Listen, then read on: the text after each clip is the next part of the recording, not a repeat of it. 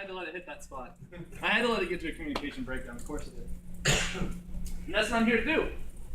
Break down communication. Because what we were told to do was break down communication. Show our expertise in communication. That's what I want to do. So I'm going to go ahead and get started. Like the colors. That's about the extent of my experience with PowerPoint. So, I'm going to start off with this. I have 3 major steps that I like to go through that I like to talk about. The first one is finding your core. Everybody in here know who Shaun White is? Olympic gold medalist, snowboarder, all-around badass. Yeah, that's who I want to bring up. This last Olympics, I was watching an interview with Shaun White and some of the stuff that he does in his everyday life, and it was showing him at the bottom of the super pipe, and he was working on one of his big tricks, one of his big finishing moves. And he went down and he ate it bad. He gets up, goes over to his trainer, and they start to talk about what he did wrong, and this is where it gets interesting. Most of what you see nowadays is technology coming into play. Most of what you see nowadays is people hooking up to machines saying, hey, here's what you did wrong. You were this many degrees off center. You had this little bit of rotation off. You were going wrong in this direction. Shaun White doesn't do that. Whenever Shaun White sees himself fall, he sits there and he closes his eyes, he takes a deep breath, and he envisions himself riding down that pipe. He envisions himself going off in the air. He envisions himself turning. And you'll watch him as he sits there, that he'll just turn, and he'll be able to feel himself. And he's able to put himself into that position because he's found his core. He's found that one thing in his life that he loves to do more than anything else. He's found that one thing that drives him, that drives his fire. And he's run with it. And it's made him the #1 in the world. Years in a row. Years in a row. Because he found his core. I have the second one up there, Rise of the Guardians. I'm a family man. I've got kids. I like kids' movies. And I don't know if anybody in here has seen Rise of the Guardians, but it tells a story of a few fairy tale characters, Santa Claus and the Easter Bunny and a few of those. Well, Jack Frost is one of the characters. And throughout it, he becomes to the point where he's not really believed in very more, and he starts to disappear from the world. People can't see him. Well, what he's instructed to do is to find his core. Find that one thing that makes him happy and run with it. Turn it into his own. And that's what I want to encourage everybody to do, is find that thing in chiropractic that drives you, that lights your fire, that makes you go, holy shit, this is why I'm doing this. That makes you be able to get up in front of people like I am right now and just spill your guts and your heart out to the world. And that will drive you in your practice. That will help you talk to people. That will help you get in front of people. That will help you be the badass that you all are. Trust me on that one, because that's what I'm learning to do right now. Establish your perspective. Get a nice slope. There. So 2 things I have. Smallest misconception on you or the patient can twist the person's or the doctor's words. Such as, let's eat, Grandpa. Or let's eat, Grandpa. Small changes can make people twist things around. Now, it's a little bit hard to say what I mean by that. But it's perspective, it's the point of view. It's what you see, what the patient sees whenever you're talking to them. Do you really think that it's a good idea to go to a first aid patient and just start mental impulse, subluxation, innate? It can be. It can be, but it's not always. And I don't want to get out there and start saying that to somebody and have them look at me and go, oh my God, you're insane. And just leave my office and never come back. Again. Stop clubbing baby seals. Stop clubbing baby seals. I have a small video I want to play real quick to kind of show you what can happen if you alter perspective. I'm hoping it's going to play. I haven't embedded it in. I hope it works. I don't think we've tested it out yet. But let's see. Is the play button on there? No?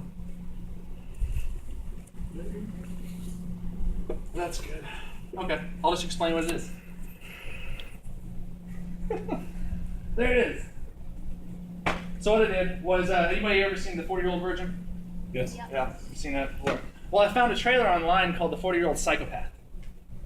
And what they did is somebody out there took the original and they put a little bit of different music to it, a little bit more ominous, a little bit more unsettling.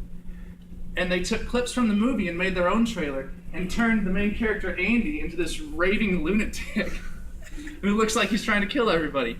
I mean, you're going to have to watch it, and I apologize that it doesn't work right now, and it kind of made part of my presentation that much better, so I'll keep on moving. Deliver.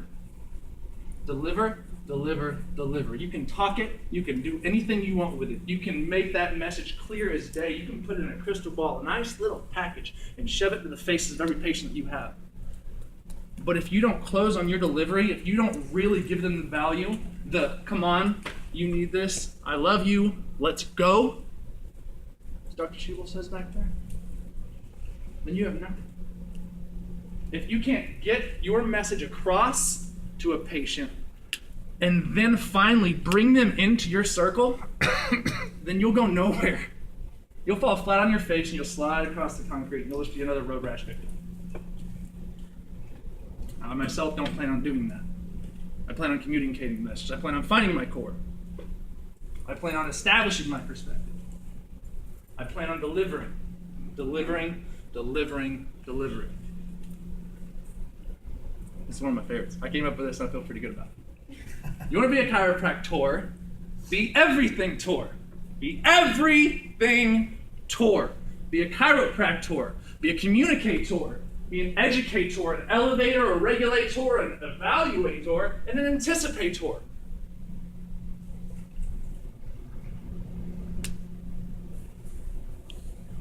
Take each of those points. Make them your own.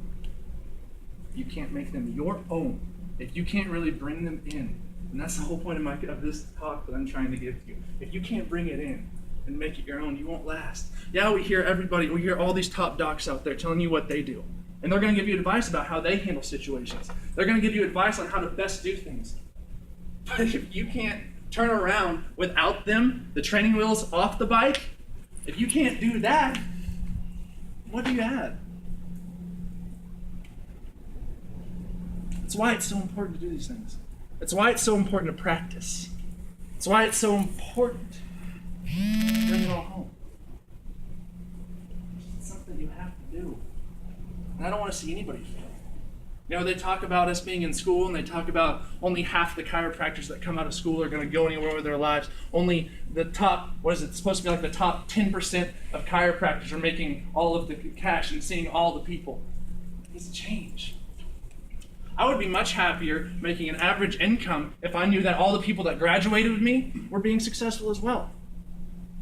I'd be completely okay with that because my goal in life is to help others. Help other patients, help other doctors, help other people, help my community, become a leader, become everything that I admire in those doctors that are sitting back there. Closing question. You don't know who those two guys are. One's Copernicus, one's Galileo. These two men dared to ask questions. And what happened because of it? They were persecuted. Not so much Copernicus because he died shortly after his book came out, which was Revolution of Heavenly Bodies, if you don't know it. But Galileo, once he started preaching on the heliocentric theory, the thought that everything revolves around the sun, what happened to him? He was persecuted and he was taken down because of it. And the same thing happened to us. What's the fourth candle on that table mean? Pick up my notepad real quick. For a number. 760. That's what we were told last night. 760 chiropractors were jailed because they did the same damn thing that those guys did. Because they believed in something so effing much. I won't do it. So much that they were willing to give up their lives to back it up. And if you can't turn around in your everyday life, if you can't walk up to each person and be willing to do the same thing, I don't want to be a doctor. Maybe you should reevaluate your life. It's like I'm getting right on time. So I'm going to leave it with that. I'm going to leave it with the fact and that question of, what are you going to do? Thank you.